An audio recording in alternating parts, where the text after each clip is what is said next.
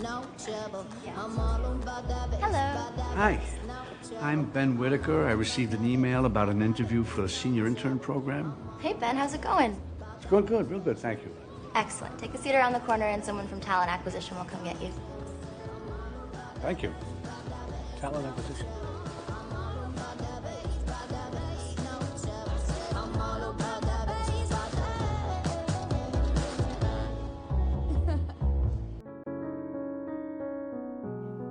Assalamualaikum warahmatullahi wabarakatuh. Good morning. My name is Hanifah Vedy, and for today's presentation, I will going to present you about business communication in the digital age. So this is a table of contents. The first is communication itself. The second is about communicating in the digital world.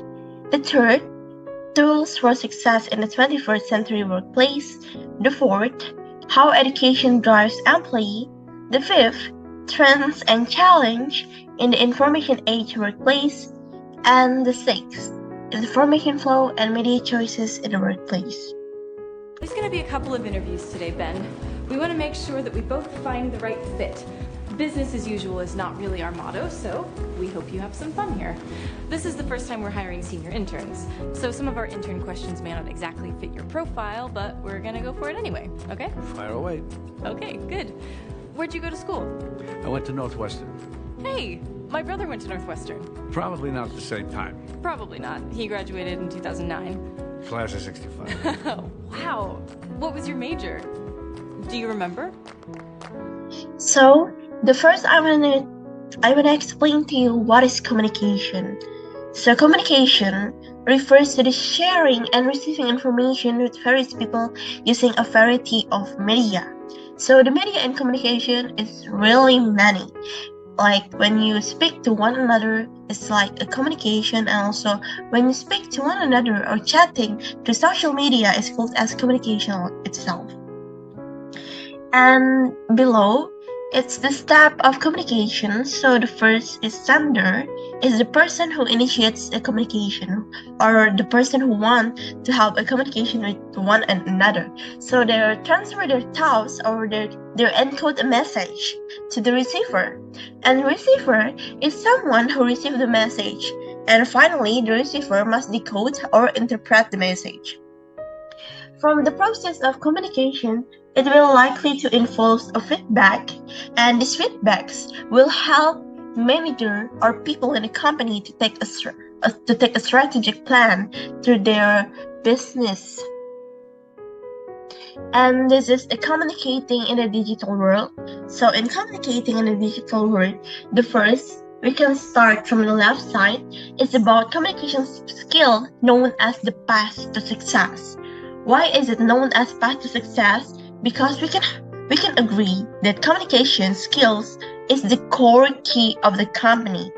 When you want to deliver a job to another staff, it requires a communication. So a good communication skills can lead to a good company being. And sometimes employees choose people with a good communication skills because they thought a good communication skills will lead to a good company. And the next is writing in the digital age. And we can know that the mobile revolution is hardly changing how writing is different from time to time. We can see from the picture, from 2000, we still use a Napster blogger, and for 2022, we already use Internet of Things or artificial intelligence. It shows that the writing in the digital age is always improving from time to time, so there's no limitation in internet of users. And besides that, the third of the communication in the digital world is communication skills can be learned. And communication skills can be learned, it means that every people need to have a demand of learning something new. And because of that, by learning communication skills, we can ready to take a challenge and also expertise business ventures, because communication skills is really important for us to remain strange or to be resilient in this digital world. This is the tools for success in the first 21st century workplace. The first is about thinking critically in the digital age. So thinking critically, it means that you give a deep thought, or you give your brain power to think of something clearly and deeply before taking a planning for the next step. So in thinking critically, I give you an explanation about Osborne Barnes' creative problem-solving process. So in this Osborne Barnes, there are 3 steps. The first is explore the challenge. So by exploring the challenge, you can identify what kind of challenge that you pass, and you can gather as many as information and clarify what is the problem in the situation. The second of this process is generate ideas. So in generate ideas, you can come up with many of ideas to solve the problems. And beside of that, you can choose what is the suitable one, or what is the most promising ideas from all of the ideas that you have come up to. And the third process is implement a solution. So you can select and strengthen a solution. You can plan about how to bring your solution to life and implement it. The second is guarding your credibility.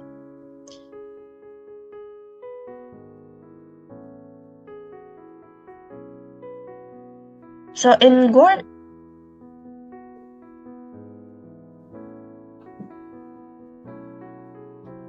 guarding your credibility can be learned by learning new skills. So credibility, it means that you are being trusted in some kind of place or some kind of job. So people are sure about what thing you did. Because of that, by learning new skill, you can show to people that you are able and you are capable of entrusting people with your credibility in certain job. And the third is about succeeding in an improving but competitive market. So there are something that you need to be knowledge so you can compete in a competitive market. And you can see from the picture I showed you about skills that job seeker should offer.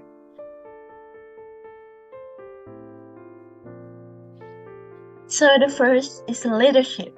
So the main things that company choose among people is leadership. Leadership can be means as ability to lead someone for doing something in a certain place. And the second is ability to work in a team. The third is communication skills or written. The fourth is problem solving skills. The fifth, strong work ethic. The sixth, analytical or quantitative skills. The seventh is technical skills, and the eighth is communication skills but verbally.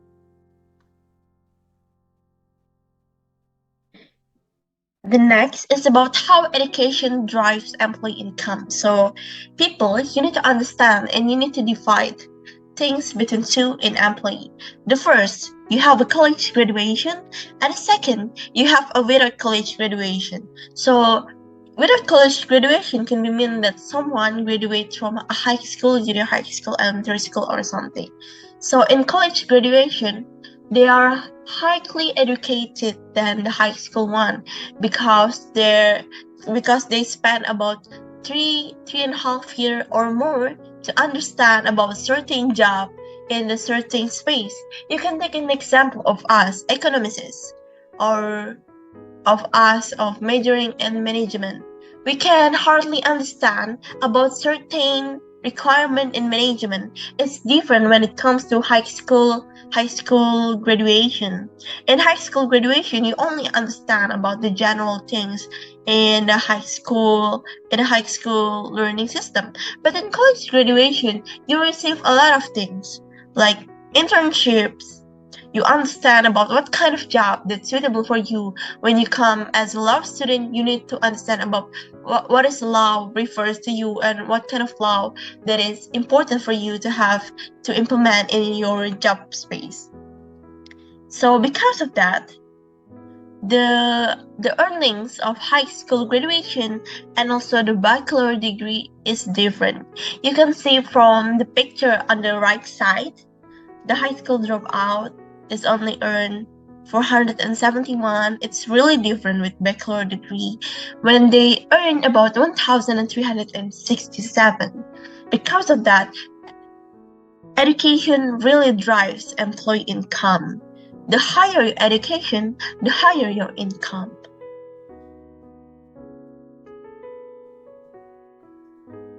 This is trends and challenge in the information age workplace.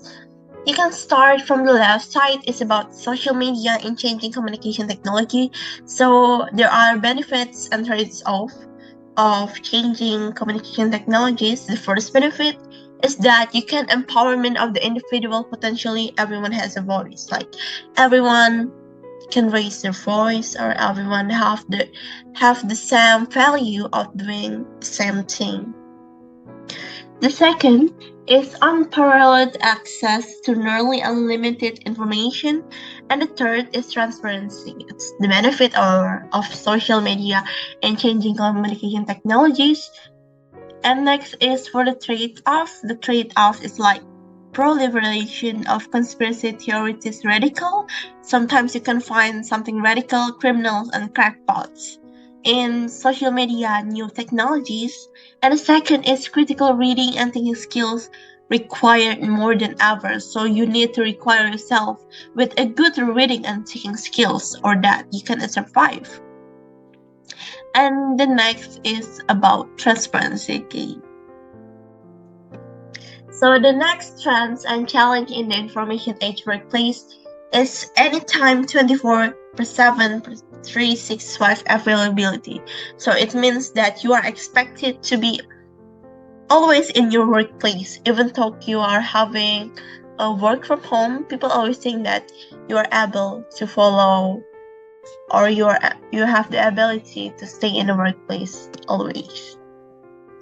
And the next is about shrinking management layers. So shrinking management layers can be mean as a flattening of management hierarchy. So in flattening management hierarchy, it will easily react quickly to movement or to kind of.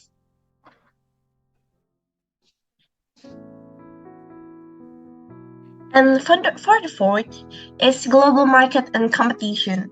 We can take an example of competition of clothing retailer in USA, where H&M and Zara is competing together to be the biggest retailer of clothing in the United States. And the fifth is collaborative environments and teaming. So collaborative and teaming means that you collaborate with staff or teaming together in terms of greeting or receiving the highest or the bestest output that you can get from teaming together. So you can brainstorming together and give the best act or the best opinion that you can give in teaming. And for the sixth is workforce diversity. You can see from the picture is that there are growing in population and diversity from time to time, from 2015, 2035, and 2055. Diversity is always increasing, especially for the Hispanic and African Americans, and also Asian and Pacific Islanders. And the last trends and challenge in the information age workplace is virtual and non-territorial office. So in virtual, it can be mean as you take an office by Zoom, or like something that we did before for a college last semester. And you can also have a flexible workplace like in home, or even you can have a working space in a cafe or something. So this is the information flow and many choices in today's workplace. You can see from the left picture is about the network place in a hyper-connected world. So in traditional communication, it's like you deliver information from a business to customer by TV, phone, mail, and others. And it's only from youth and customer, but it's kind of different when it comes to social media communication. So in social media communication, you deliver information to customer, but customer is also informing one another. So it's like doing a hyper connected world when the information also came along with the customer itself. So the mobility and interactivity is like the way we communicate at work, and also whether offered by wireless or cell phone companies, internet access is always available for us. And for the smart device, you can understand that smart device is something referred as smart mobile electronics that are driving force behind the revolution in mobile communication technology, in which now we rely, like our handphone, our iPad, our tabs, or our laptop. So this is the information flow and media choices in today's workplace. We can divide it into two parts. The first is internal and the second is external. So in internal, we can see it's between workers or exchange message with superiors, co-workers, and subordinates. And for the external, it comes like a process of communication with the people outside your organization. So the form of communication you can see from the left picture, we have paper-based or hard copy, digital or soft copy, and even oral. So this is the media richness and social presence. So media richness, it means that manager can best manage complex organizational issues face-to-face and over the phone, where the medium offers the most immediate feedback and helpful cues. And for the social presence, it can mean a social engagement and readiness to connect with others online have come to be referred as social presence. You can see in media richness, the highest and most effective is conversation meetings and also face-to-face, because media richness refers to face-to-face and over the phone, where it really needs immediate feedback and helpful cues.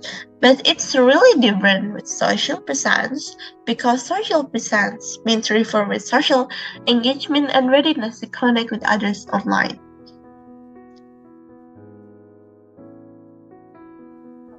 So this is the formal communication and informal communication. So informal communication, we can take a look at the left side. So informal communication, it is divided by three.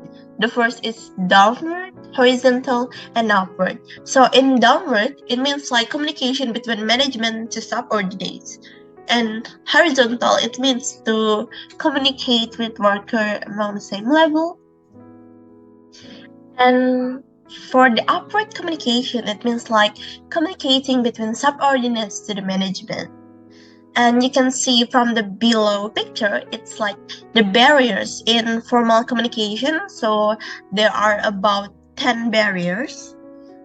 The first is closed communication climate. The second, top-heavy organization, long lines of communication, lack of trust, competition, fear of reprisal, differing frames of reference, lack of communication skills, ego involvement, and also even turf wars. So the next is informal communications channels. So there are office grapevine. So office grapevine also refers as initial message or persuasive source of information. It's refer of grapevine. So the first, you need to respect the power of the grapevine, because grapevine is really have the power of persuading information to other people. And the second, you need to understand about what kind of potential or benefit of the grapevine. The potential of the grapevine is that like you can strengthen the information or bond among other workers. And the third is about using the grapevine productively. In using grapevine productively, You can do it by respecting employee, increasing amount of information, and also monitoring the grapevine itself. And for the next, we have ethics. So before I started, I want to explain to you about what is ethics. So ethics can be mean as the conventional standard of right to do what is right and what is wrong. It's really like asking about people what kind of things that you need to do. So in ethics, I divided it into doing what ethical communicators do and also choosing tools for doing the right thing. So the ethical communicators do, the first is adding by the law, second telling the truth, third labeling opinions, the fourth being objective, the fifth communicating clearly, the sixth using inclusive language, the seventh giving credit. And for the choosing tools for doing the right things, it's like you can give you about 5 questions to guide you to ethical decision. The first is the action legal? And the second, would you do it if you were on the opposite side? The third, can you rule out a better alternative? The fourth, would your trusted advisor agree? The fifth, would your family, friends, employer, or coworker approve? So it invites you to take an ethical decision. From the left picture, we can see ethics from individual, family, and loved one, organization and workplace, community and society. We can see that there are a lot of differences between individuals in ethics and also society in ethics. So you need to use it based on what kind of space you are in right now. So this is my presentation in communicating in digital age. Thank you very much for listening my presentation. Wassalamualaikum warahmatullahi wabarakatuh.